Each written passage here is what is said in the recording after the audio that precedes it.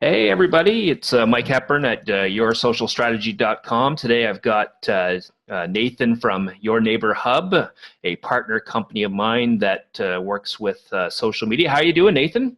I'm good, sir. How are you doing today? Doing well, doing well. Excited and preparing for the launch of this new company and everything we can do together. Absolutely. So Nathan, the big topic today is all based on social media to me.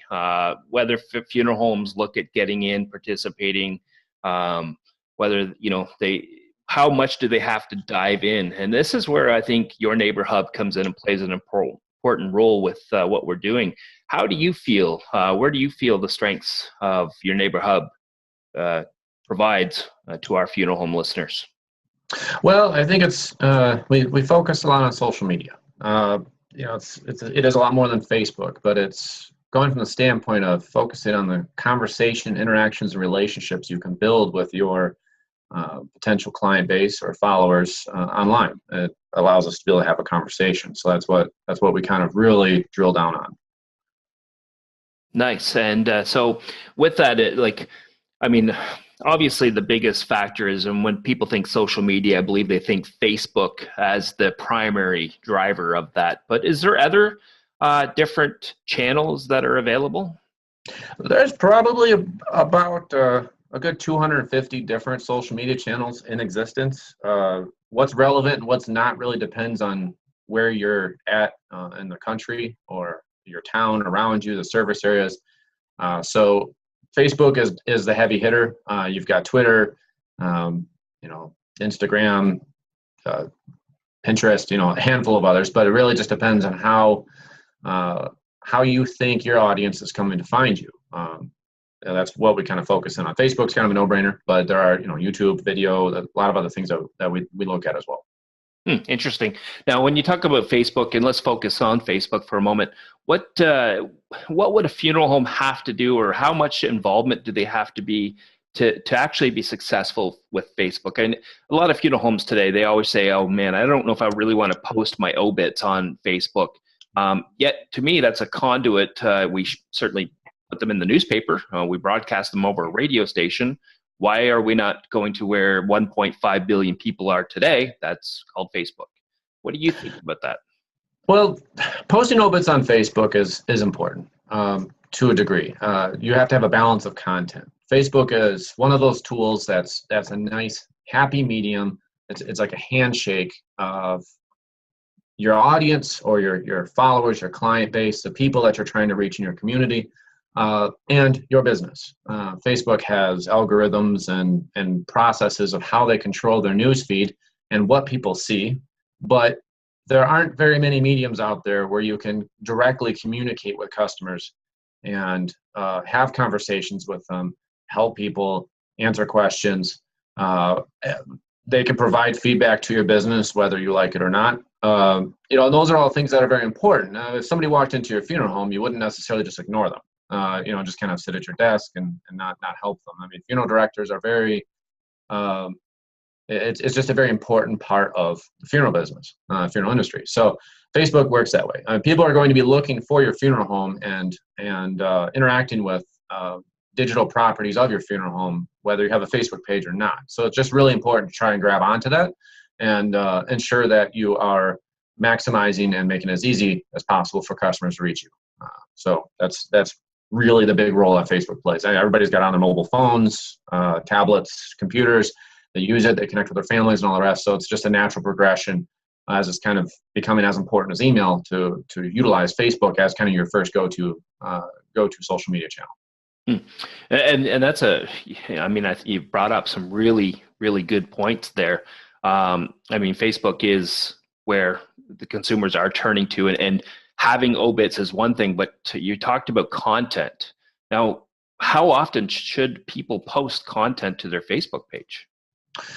Well, there's a lot of different elements to the content, whether it's advertised content or regular content on Facebook.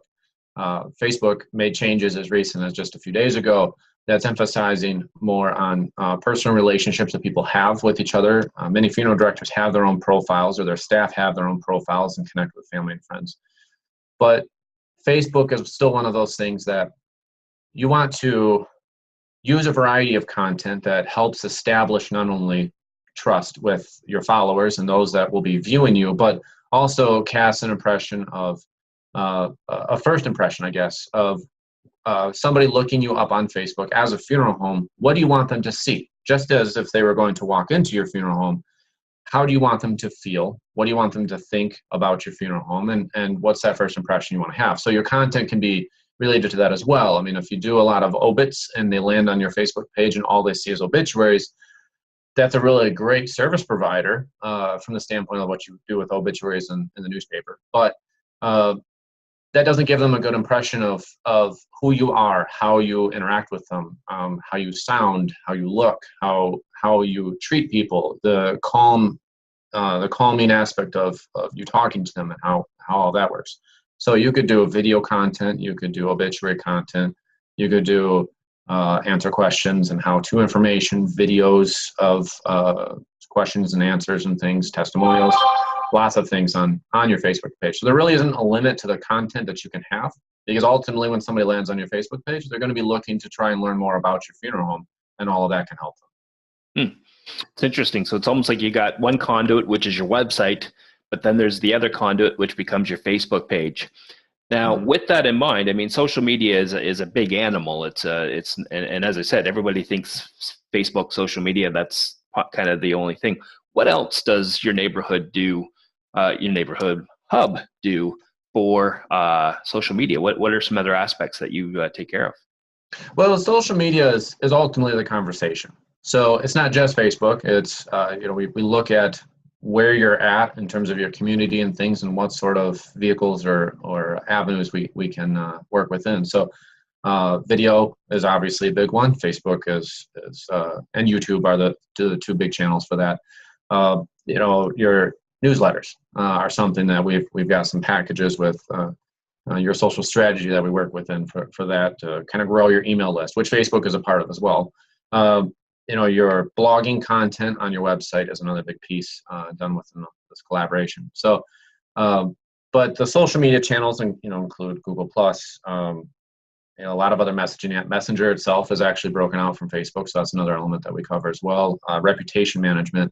So there's a lot of elements of what people are saying about you, where they go to look for you, and how they interact with you outside of your website are pretty much the areas that we cover.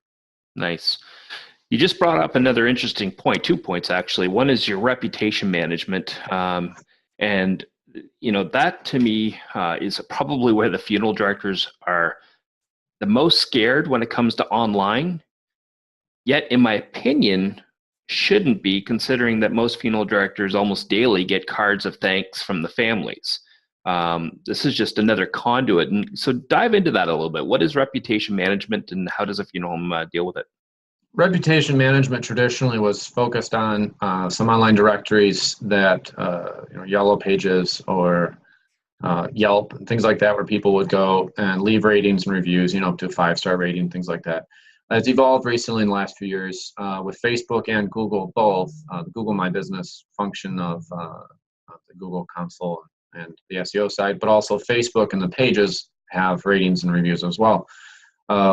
Reputation management is important because it is in many ways the first thing that people see and look for when they're looking for a business of any industry. If you have a bad reputation, they probably won't work with you.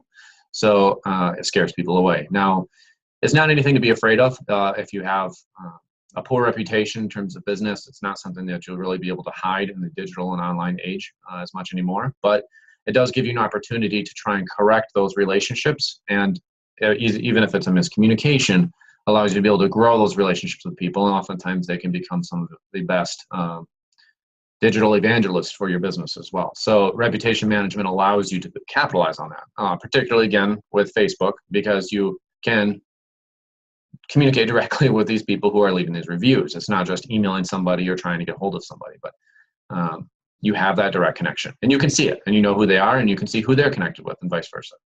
And the other point that you made, which was interesting, is response time. We talked about it a little bit earlier, but I think it should be reiterated that, in the real world, we'll say, physical world, when that phone rings and it rings twice, funeral directors are answering their phone. Doesn't matter where they are, what time of day or otherwise. Mhm. I just don't feel that in the online world that is actually being observed.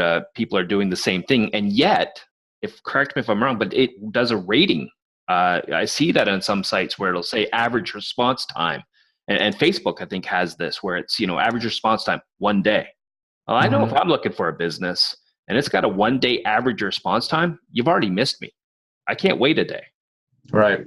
Right. Well, it's just like the old challenge of everybody complaining about calling into their utility providers. They have to sit on hold for hours sometimes and wait.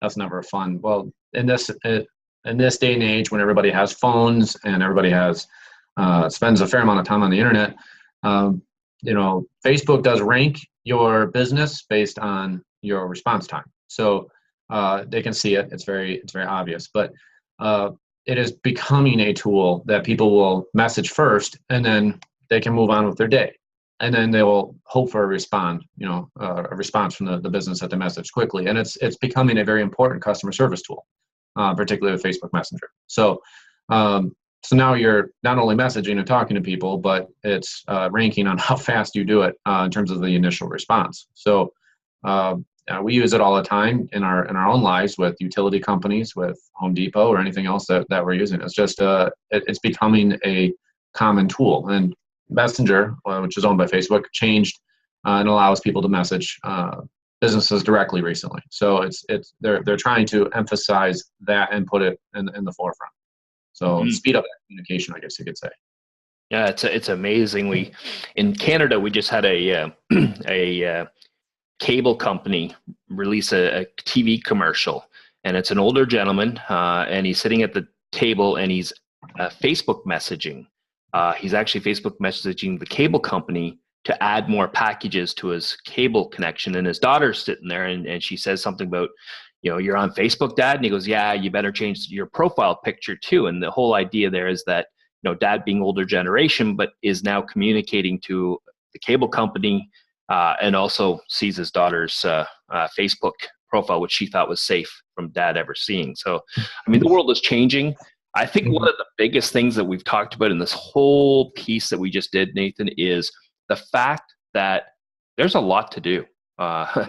And funeral directors already say, I don't have enough time. I don't know where to be able to do all this. Is this something that you can help manage them? Yes, yes. I mean, I think there's two components to it. You have your digital presentation, how you appear, how you look online, and what you say online, much like your website, is a standard presence, and you want to make sure you're not missing any of that. For many years, funeral directors have advertised in phone books and things of that nature, newspapers.